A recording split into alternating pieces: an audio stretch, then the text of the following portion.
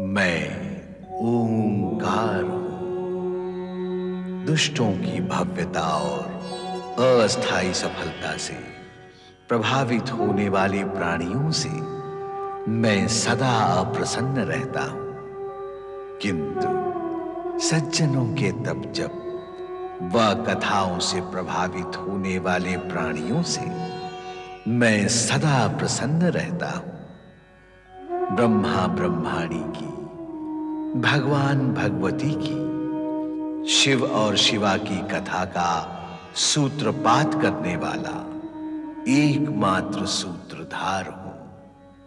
मैं ओंकार हूं। सुहाग रात में शिव पार्वती प्रेमालाप करते हैं। विदाई का समय समीप आता है तो मैना अपनी पुत्री पार्वती के लिए विकल हो उठती है। विदा की कारुणिक बेला सभी को पीड़ित कर देती है। नाचते गाते देवगण व शिवगण बारात लेकर कैलाश पर आते हैं। शिव पार्वती की जय जयकार होती है। शिव सभी का आभार मानते हुए तारकासुर से मुक्ति का आश्वासन देते हैं, किंतु ऐसी आनंदपूर्ण स्थिति में भी परम शिव भक्त नंदी के मन की स्थिति स्वस्थ नहीं थी। उनकी पीड़ा का कारण जानने के लिए सुयशा उपस्थित हुई। स्वामी, आज आपके मुखमंडल पर विषाद क्यों छाया हुआ है? क्या कारण है? कारण तो स्वाभाविक है, मैं उसका उपाय सोच रहा हूं। कारण स्वाभाविक है और उपाय नहीं मिलता, ऐसी क्या बात है? मैं प्रतिदिन हर पल भोलेनाथ के दर्शन करता था, परंतु कई दिनों से भोलेनाथ भवन से बाहर ही नहीं निकले। मैं दर्शन भी नहीं कर सका, इसलिए मेरा मन व्याकुल है। भोलेनाथ के भोले नंदी महाराज विवाह के पश्चात भगवान शिव और माँ पार्वती समाधि स्थल पे तब दर्शन देंगे जब प्रणय का महामिलन पूर्ण होगा।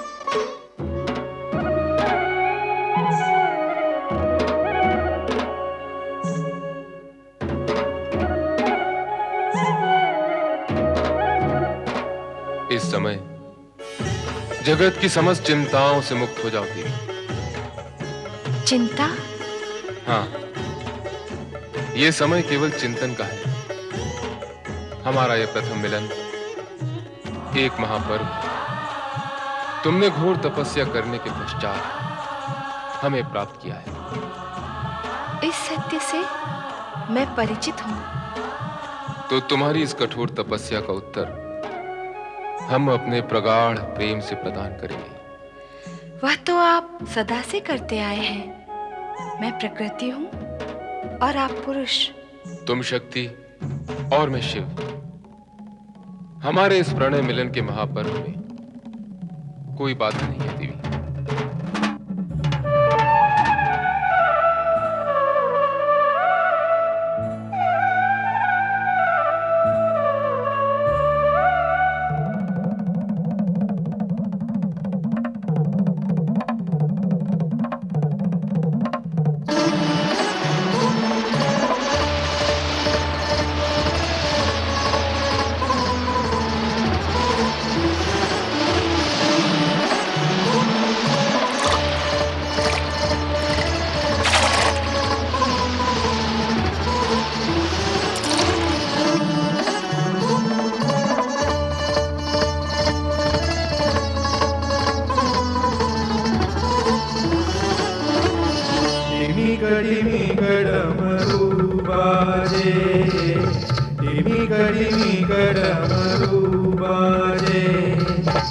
शंकर के संग गौरा साजे, शंकर के संग गौरा साजे, शंकर के संग गौरा साजे, डिमी कड़ी कर मरु बाजे, डिमी कड़ी कर मरु बाजे।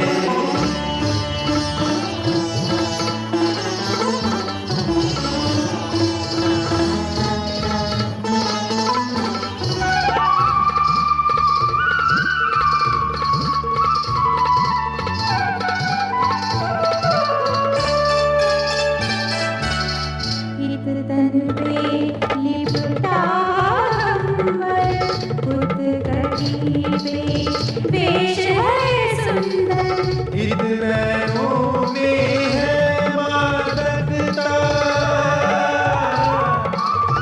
इन नैनों में है मादकता, उन नैनों में है चंचलता।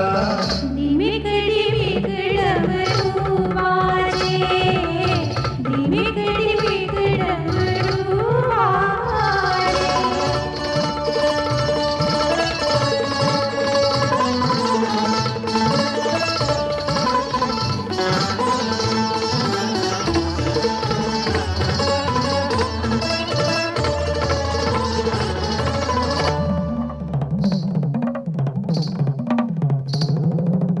शिव ने कंठ में भुजंग है डाला, गौरा के कंठ मोतियन माला। शिव के हाथ में त्रिशूल दमके, शिव के हाथ में त्रिशूल दमके, शक्ति के कर कंगना खनके। डिमिक डिमिक डमरू बाजे, डिमिक डिमिक डमरू बाजे।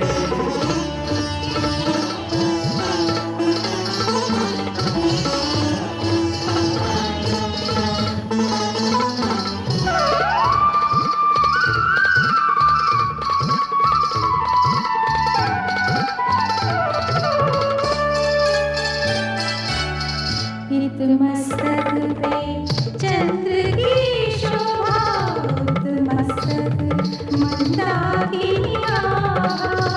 है गिरि में आनंद का उत्सव, हो है गिरि में आनंद का उत्सव। शिव शक्ति करे आनंद तांडव। धीमिक धीमिक डमरू बाजे, धीमिक धीमिक डमरू बाजे। शंकर के संग गौरा साजे,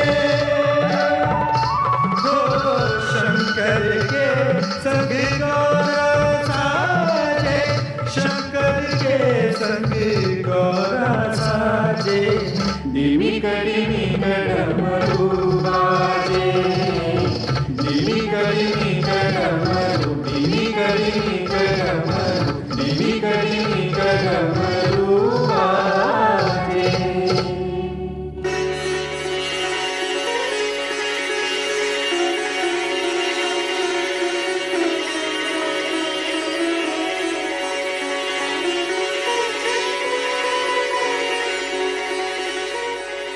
शिव पार्वती महामिलन के पश्चात शिव लीला द्वारा ऐसे रूप जाल की रचना आरंभ हुई जिससे तारकासुर मृत्यु के निकट आता गया। यद्यपि भगवान शिव ने देवराज इंद्र को तारकासुर के वध का आश्वासन दिया था, फिर भी देवराज तारकासुर के भय से मुक्त नहीं हो पाए। भोलेनाथ ने हमें आश्वासन दिया है कि शीघ्र ही हमें तारकासुर के भय से मुक्ति मिल जाएगी।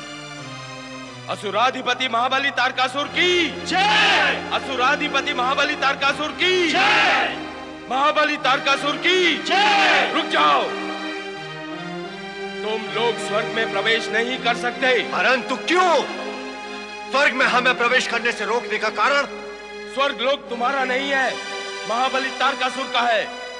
और जब तक तुम लोग महाबली तारकासुर को स्वर्ग का अधिपति स्वीकार नहीं करोगे, तब तक हम तुम्हें स्वर्ग में प्रवेश नहीं करने देंगे।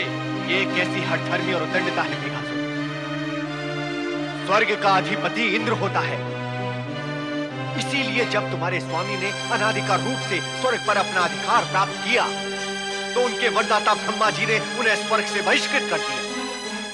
इतना सब कुछ घटने पर भी ये सत्य तुम्हारी समझ नहीं आया कि स्वर्ग पर केवल इंद्र का अधिकार होता है, केवल इंद्र का। बंद करो अपनी ये बकवास, ले चलो इनको महाबली तारकासुर के पास, शोणितपुर जाओ। असुराधिपति महाबली तारकासुर की जय! असुराधिपति महाबली तारकासुर की जय!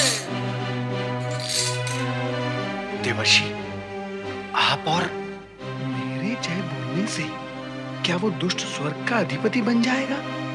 देवराज, संकट टालने के लिए कुछ शब्द इधर करने पड़ते हैं, किंतु उनके अर्थ उधर नहीं हो जाते। नारायण नारायण। अर्थात नारद लीला। समय की बलिहारी है। क्या खुसर फुसर चल रहा है? फूसर नहीं, केवल घुसर। प्रयत्न कर रहा हूँ कि महाबली तारकासुर के जयघोष करने का सत्य इनकी बुद्धि में घुस सके।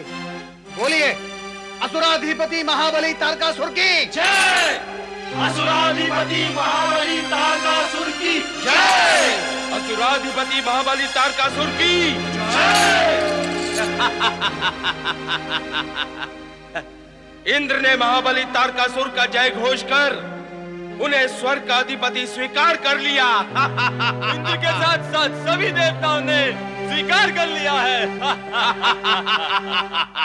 भगवान शिव ने मुझे तारकासुर को समझाने का आदेश दिया है।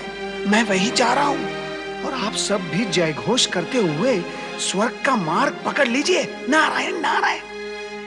असुराधिपति महाबली तारकासुर की जय! छोड़ दो इन्हें। असुराधिपति महाबली तारकासुर की जय! असुराधिपति महाबली तारकासुर की जय! चलो महाबली तारकासुर को यह समाचार देते हैं कि देवताओं ने उनका जय घोष किया और उन्हें स्वर्ग का अधिपति स्वीकार किया। चलो। स्वर्गाधिपति दानवराज महाबली तारकासुर की जय हो। ये तुम क्या कह रहे हो मेघासुर? जो सत्य है वही कह रहा हूं महाबली। देवगढ़ हमारी शक्ति और सामर्थ्य से भयभीत हो गए हैं। उन्होंने स्वर्ग पर आपका आधिपत्य स्वीकार कर लिया है। यही उपयुक्त समय है जब स्वर्ग पर आक्रमण कर हम उस पर अधिकार प्राप्त कर सकते हैं। वाह वाह मेघासुर वाह! कभी कभी हमें लगता है कि तुम हमसे भी अधिक बुद्धिमान हो। तुम्हारा परामर्श सुनकर हमें अत्यंत प्रसन्नता हुई। देवगण भयभीत होंगे, कुछ भी नहीं कर पाएंगे। आक्रमण की तैयारी करो। नारायण नारायण। ये भूल कदापि न करना दैत्यराज। यदि आपने स्वर्गलोक पर आक्रमण किया तो भगवान शिवशंकर आप पर क्रोधित हो उठेंगे। इससे पूर्व भी आप स्वर्गलोक पर आक्रमण करने के भयंकर परिणाम भुगत चुके हैं। तो क्या वो देवगढ़ का जय जयकार? शांत रहो मेघासुर, हमें विचार करने दो। नारायण नारायण। आपके साथ मिलकर मैं विचार करने ही तो यहाँ आया हूँ दैत्यराज। भगवान शिवशंकर ने मुझे इसीलिए तो यहाँ भेजा है। भगवान शिवशंकर का संदेश सुनते ही आप अवश्य प्रसन्न हो जाएंगे। संदेश? कैसा संदेश? शीघ्र कहो नारद। मैं यहाँ भगवान शिवशंकर की ओर से शांति का संदेश लेकर आया हूँ। यदि आप देवताओं और ऋषि मुनियों पर अत्याचार करना बंद कर दे तो शिवजी की कृपा आप पर हो सकती है। यदि देवगण पर आपका आतंक समाप्त हो जाएगा तो आप पर भी शिवपुत्र का आतंक समाप्त हो जाएगा।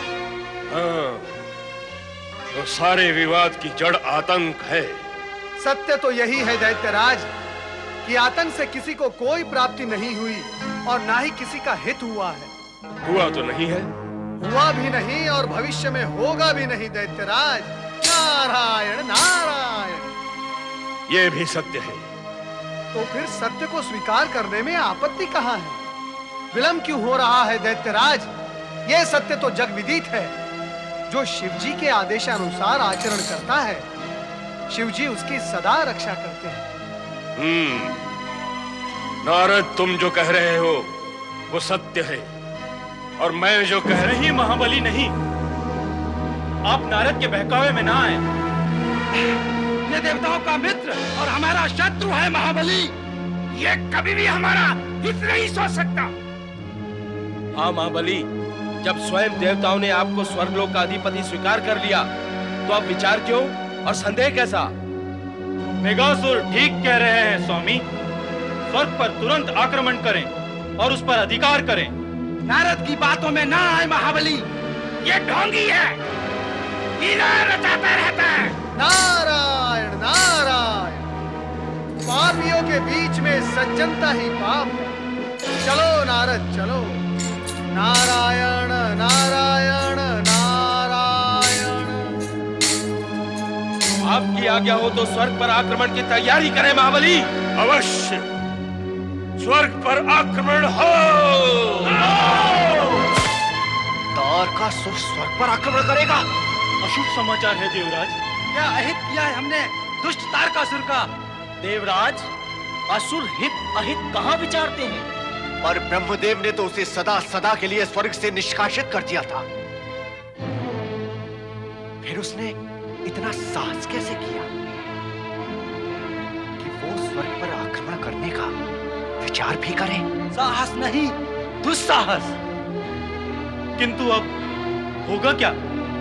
होगा क्या और होगा कैसे, ये शब्द आत्मविश्वास और बल के अभाव का परिचय देते हैं अग्निदेव।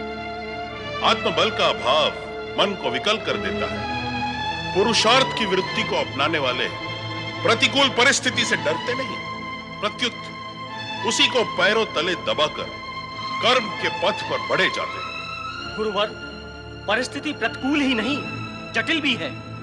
तारकासुर स्वर्ग पर आक्रमण करने आ रहा है। गुरुदेव, अब तो हमें ब्रह्मदेव के पास जाना ही होगा। देवराज, विधाता भी उसी की सहायता करते हैं जो स्वयं अपना सहायक सिद्ध हो सकता है। अर्थात? अर्थ स्पष्ट है देवराज। सदा भयभीत और आतंकित होकर देवताओं ने अपनी शक्ति का प्रयोग तारकासुर के विरुद्ध कभी नहीं किया। देवताओं के भय से तारकासुर उसी तरह शक्तिशाली होता गया जिस तरह दुष्टों के भय से भयभीत होकर सज्जन दुष्टों को और अधिक दुष्ट और अत्याचारी बनाते हैं। यही सत्य है गुरुवर, सत्य यही है। भयभीत या आतंकित होने का कोई कारण भी तो नहीं है देवराज। वरदान तारकासुर ने अपने तप के बल पर लिया है। ब्रह्मा जी ने अति प्रसन्न होकर उसके सात्विक भाव या सद्भावना के लिए उसे दिया नहीं है। लिया अथवा दिया, जो भी है गुरुदेव, तारकासुर को ब्रह्मदेव का वरदान प्राप्त है। पर आप सबको उनकी कृपा प्राप्त है।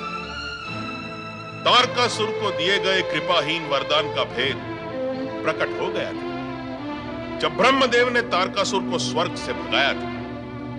ऐसा करके उन्होंने स्पष्ट कर दिया कि वो आपके साथ है, आप ही के पक्ष में है और उनका आशीर्वाद भी आप सभी को प्राप्त है। ऐसी स्थिति में आप सभी को अपनी शक्ति का प्रदर्शन करके तारकासुर को ऐसा दंड देना चाहिए कि वो स्वर्ग के विषय में सोचने तक का साहस न कर सके। ऐसा ही होगा गुरुदेव, हम ऐसा ही करेंगे। हाँ, हमें ऐसा ही करना चाहिए। तो अब हमें तारकासुर के आक्रमण का उत्तर देने के लिए तत्पर हो जाना चाहिए। अवश्य मेघदेव, अवश्य। हम तारकासुर के आक्रमण का कठोर से कठोर उत्तर देंगे।